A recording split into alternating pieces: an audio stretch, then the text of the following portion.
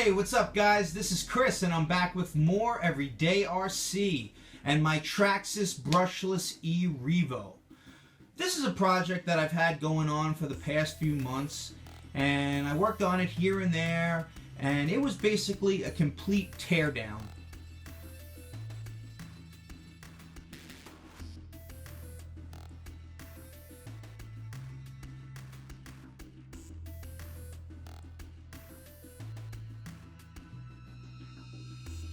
Now, I've owned this truck for a little over 6 years now, and in those 6 years, I have put this vehicle through some serious abuse, guys. Serious abuse. And I hope you guys enjoyed those few clips of some of the examples of what I put this truck through. I've even used it as a camera vehicle. This roll cage, this RC Solution roll cage that you see on there works great as a camera mount, but I have owned this truck for many years and I have never really torn it fully down, and that's something I like to do with all my vehicles after a while, is tear them down, replace all the parts, clean them thoroughly, make sure everything is up and running to 100%. So this truck is really a testament to the durability of the Revo platform, and other than a chassis break early in the game, I did break the chassis on this during a bash, and then that was what caused me to buy that RC Solutions roll cage on there. And I bought that, I've had that on there for probably about 5-6 years now, and since then everything has held up really good. Other than a little break here and there, you know, a couple of broken A-arms, this and that, you know, little fixes here and there, broken drive shafts, you know, other than that, no major breaks. I think I might have broken the front bulkhead once before. I might have had to rebuild that diff, the front diff, once before.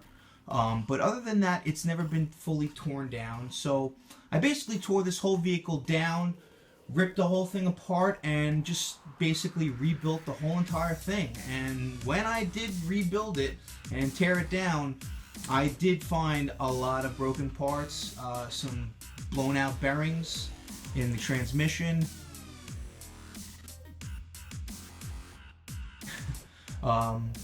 You know, I did have a broken front bulkhead.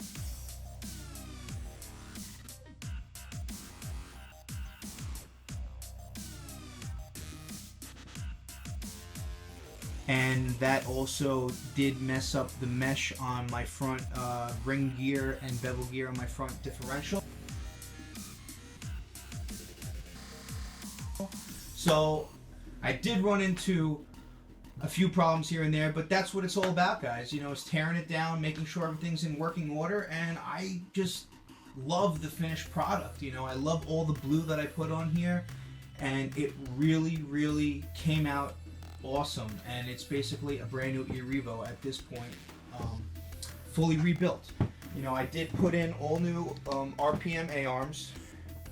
You know, these were the old ones. You could see how bent up they are, worn out.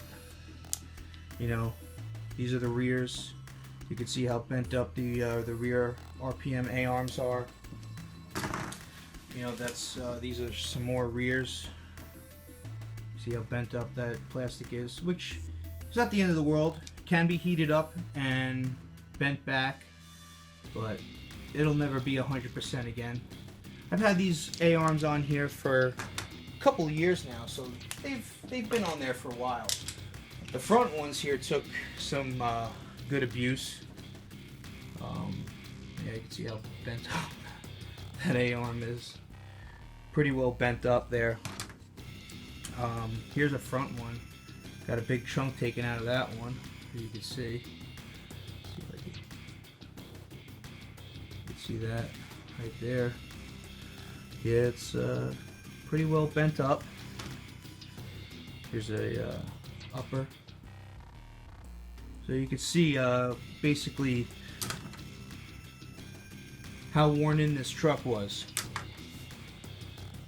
Especially the axle carriers.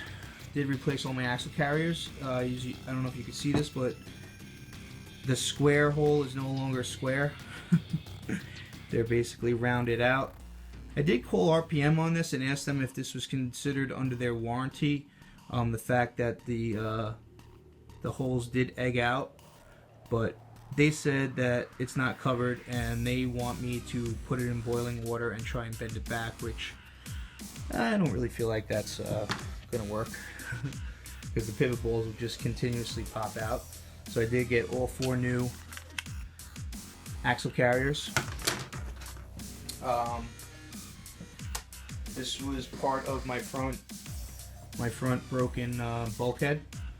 You can see I did throw the other half away, but you can see how much actual sand has been in there. No matter how much you blow it off and clean it, this sand will stay in there until you break down the vehicle. So that was my front bulkhead that was broken. This was my bottom skid plate. I'll show you in a second that I did replace this with a INTEGY blue aluminum skid plate. But you can see all that sand that was just sitting in there for years. You know, get the front skid plates. They were pretty well banged up. Now I did install the steel drive shafts, Traxxas steel drive shafts. I did have them laying around, and since I've been running these Badland tires, they are low mass tire, I haven't been having any problems with breaking my drive shafts, which I normally had a big issue with breaking drive shafts. And you can see this one, the rubber boot is ripped on this one. So I decided to try out the steel drive shafts. I took them off because I was running Big Joe's on this vehicle at one point, and it kept popping the dog bones out. So I scratched the steel ones and I just kept on rocking the plastic ones, and they kept breaking and breaking.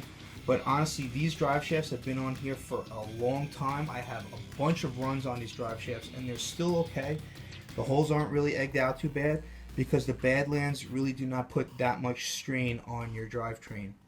So as you can see, these really are not egged out so bad. I can replace that boot right there. But what I did was I just bought a rebuild kit for the steel ones that I had. And I basically just rebuilt those, and I want to try and use those steel ones and see how well they hold up. You know, you are looking at the Golden Horizon blue battery tray covers. These are my old plastic ones. I've had those battery tray covers for a while. They don't really work the best because they don't clip in. They just really like just lay on there. So it's really just for show for right now, for a while it's on the shelf. But they look really nice on there. You know, and I really like the finished product. I did dye the chassis blue with blue RIT dye. I don't know if you can pick that up, but I dyed the chassis blue with blue RIT dye, so I completely tore down the truck. You're looking at the Hot Racing front and rear shock mounts. These are the INTEGY 25-pound springs in blue. I did do a full stainless steel screw kit on here. I didn't use the RC screws kit because frankly guys, in my honest opinion, I think it's way overpriced of a kit, and they do not provide you with the exact replacement screws, and you're left with a lot of extra stuff that you don't even need. And I think it's very overpriced. This kit right here I got from RC Raven on eBay. I highly suggest you check this company out for stainless steel screws. It does say $24.95 on here, but I did pay only $19.95 for this kit. And look at how much I have extra, guys. And it gave me all the screws that are found on this E-revo, if not better, because they give you a lot of larger size screws that are helpful in other kind of builds, and they give you some of the screws with 2.5 millimeter hexes instead of the 2 millimeter, so you're less likely to strip them out. So I'm like a big fan of them. Go check them out, RC Raven. There's a lot on this truck, guys. I mean, I could tell you so much about this. I do have the Lunsford Racing titanium rocker post mounts, as you can see right there, with the 6 millimeter hex. Instead of having that little 2.5 millimeter pan head screw on there, now you have a hex, and they're titanium shafts, so they're super strong and light. And not to mention, I did dye my rocker arms blue as well. when I dyed the chassis, so that's really cool, right? I do have the aluminum preload rings on there. I'm not exactly sure who makes those. Okay. This is what I really want to show you, is the underneath, guys. This is awesome. Look at that. INTEGY bottom skid plate and hot racing rear skid plate.